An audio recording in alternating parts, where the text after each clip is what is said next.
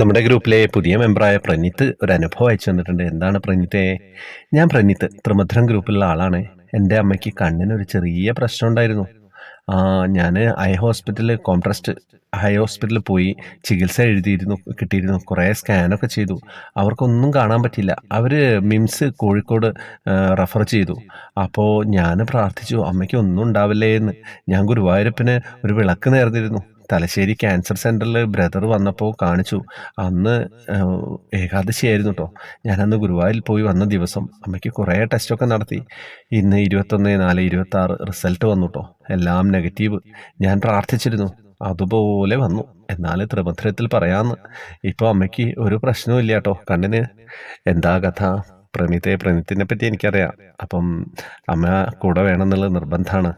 അപ്പം അതങ്ങനെയൊക്കെ തന്നെ ഉണ്ടാവും കേട്ടോ. ഒന്നും പേടിക്കണ്ട, മുന്നോട്ട് പോവുക, പ്രാർത്ഥിക്കുക, നാരായണീയം കഴിയുന്നത് ദിവസവും വായിക്കുക. ഹരേ കൃഷ്ണ. ഒന്നും പറയാനില്ല. വാട്സപ്പ് ഗ്രൂപ്പിലേക്ക് വരുന്നവർക്ക് വരാം, ജോയിൻ ബട്ടണിലൂടെ വരിക. ഫേസ്ബുക്കിൻ്റെ കമൻറ്റ് ബോക്സിൽ ഡീറ്റെയിൽസ് ഉണ്ടാവും.